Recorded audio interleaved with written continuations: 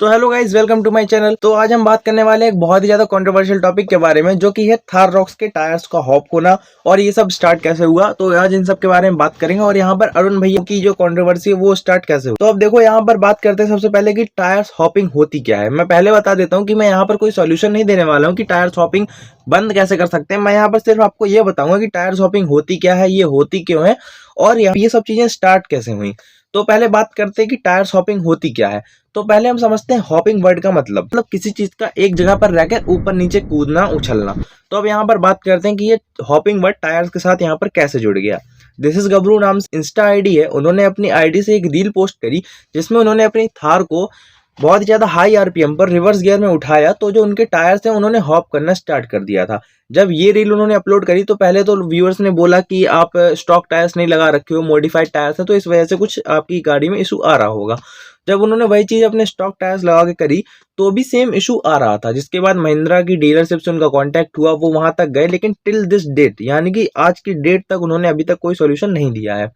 अब बात करते हैं कि ये हॉपिंग होती क्यों है। थार रॉक्स को जब रिवर्स गियर में उठाया और आपने इसको रिवर्स गियर में इतना हाई आरपीएम दिया, आप इतना हाई आरपीएम पे इसको छोड़ोगे तो जो सारा का सारा वेट है कार का, वो जैसे ही आप रिवर्स में छोड़ोगे तो सारा का सारा वेट है वो आगे ट्रांसफर हो जाएगा। क्योंकि यहाँ पर थोड़ी सी साइंस लगती है ना, इन सब चीजों में थोड़ी बहुत साइंस अप्लाई होती है। जैसे ही आप इसको छोड़ोगे तो सारा का सारा वेट आगे ट्रांसफर हो जाएगा और जो पीछे वाले टायर्स हैं उसमें इतनी ज्यादा मतलब पावर झेलनी पड़ेगी उनको। वैसे भी उसका आप इंजन देखो, इतना बड़ा इंजन है, तो जैसे ही अब इतनी ज्यादा पावर उसको मिलेगी तो ये दो टायर्स की बस की बात नहीं है इस चीज को संभालना। इसकी वजह से वो हैंडल नहीं कर पाएंगे और वो अपना जमीन के साथ जो ट्रैक्शन है वो बिल्कुल छोड़ देंगे और वहीं पर उछलना स्टार्ट कर देंगे। इसी वजह से ये हॉपिंग हुई। अब अगर यहाँ पर बात करते हैं कि ये चीज फ्रंट में इतनी ज्यादा क्यों नहीं हुई थी, तो ये चीज फ्रंट में इसलिए नहीं हुई थी, गाड़ी को जब आप इतना ज्यादा हाई आरपीएम फ्रंट में छोड़ोगे तो जो पीछे मतलब वेट है वो पीछे तो ट्रांसफर होगा, लेकिन इतना ज्यादा ट्रांसफर नहीं हो पाएगा। हॉप करेगी कार आगे से, लेकिन इतना ज्यादा नहीं करेगी क्योंकि आगे इंजन रखा हुआ है, कुछ ना कुछ वेट आगे रहेगा ही, इसलिए गाड़ी यहाँ से आगे से इतना ज्यादा हॉप नहीं करेगी, लेकिन हाँ हॉप करेगी।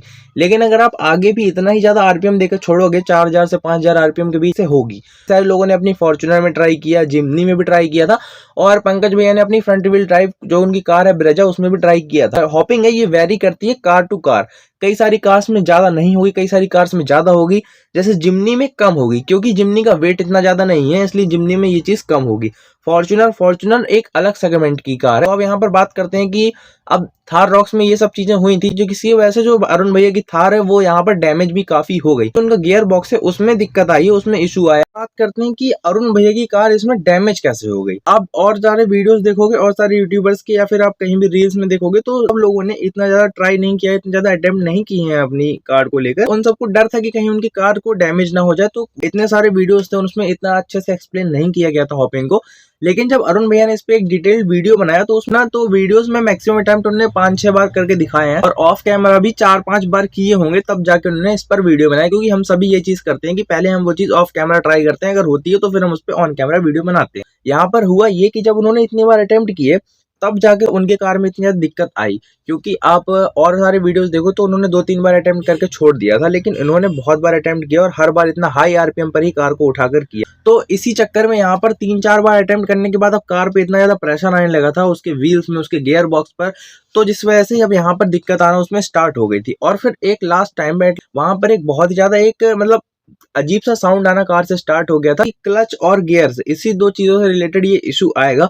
क्योंकि आप खुद ही समझो कि मतलब जब आप इतना ज्यादा हाई आरपीएम देकर किसी चीज को उठाओगे तो उसमें हमारे क्लच को भी इतनी ज्यादा मेहनत करनी पड़ती है और हमारे एक्सीलेटर भी हम उसको पूरा दबाए होते हैं और एकदम से क्लच को छोड़ते हैं। तो इसी वजह से जो क्लच की गरारी गियर की गरारी से यानी कि नॉब से इतनी ज्यादा मतलब बिल्कुल चिपक नहीं पाती है, बस वो थोड़ा दूर रह के गोल गोल घूमती रहती है, गर्म होती रहती है। इसकी वजह से उनके बीच में इतनी ज्यादा बीच में हीट पैदा हो जाती है कि वो जल भी जाती है कभी कभी। कि गियर बॉक्स और क्लच से रिलेटेड इशू आए हैं कार, मतलब हॉपिंग होना हर एक कार में वेरी करता है। फॉर्च्यूनर में कम होगी या ज्यादा होगी, जिमनी में अलग तरीके से होगी। फॉर्च्यूनर एक अलग सेगमेंट की कार है, जिमनी एक अलग सेगमेंट की कार है, तो मतलब हर चीज एक एक वेरी करती है। हर जगह पे वेट, बहुत सारे मतलब पॉइंट्स होते हैं जिनको हमें ध्यान में रखना पड़ता है। इन सब चीजों में साइंस अप्लाई होती है हर जगह पर। तो यहाँ पर भी हमारा वेट और डायमेंशंस, फ्रिक्शन, टायर्स कितने नए हैं, पुराने हैं, चिकने हो गए हैं, फ्लैट हैं या फिर नए टायर जले हुए हैं, ग्रिप अच्छी है, बहुत सारी चीजें मैटर करती हैं। कई सारे लोगों के मन में ये भी एक क्वेश्चन आएगा कि यही चीज 4x4 में जब अरुण भैया ने ट्राई करी तब क्यों नहीं हुई।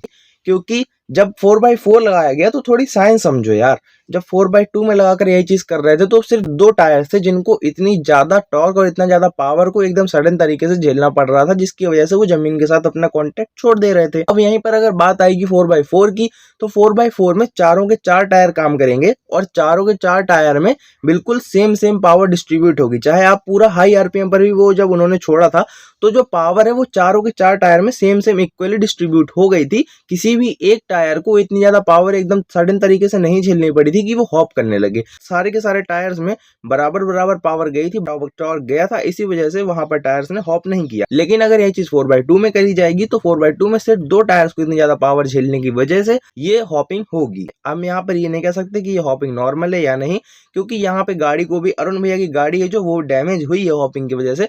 अब हम ये भी कह सकते हैं कि उन्होंने बहुत बार अटेम्प्ट कर दिए थे ये, तो हो सकता है इतनी ज्यादा अटेम्प्ट करने की वजह से इंजन गर्म हो गया हो, क्लच प्लेट गर्म हो गई हो, गियर बॉक्स, कुछ भी हो सकता है। गाड़ी के इतने सारे पार्ट्स हैं यार, जब अगर तुम इतना ज्यादा प्रेशर दोगे गाड़ी पे, एकदम से इतनी ज्यादा हाई आरपीएम पे गाड़ी तुम उठाओगे बार बार, तो जाहिर सी बात है भाई कुछ ना कुछ तो दिक्कत आएगी ही। तो अब देखते हैं कि इन सब का एंड रिजल्ट क्या निकलता है, महिंद्रा इन सब पे कुछ जवाब देता है या नहीं देता है। भाई थैंक्स फॉर वॉचिंग, और फिर मिलते हैं आपसे अब नेक्स्ट व्लॉग में। जब तक आप बने रहिए मेरे साथ, और अगर नए आए चैनल पे तो सब्सक्राइब का बटन नीचे सब्सक्राइब कर लो।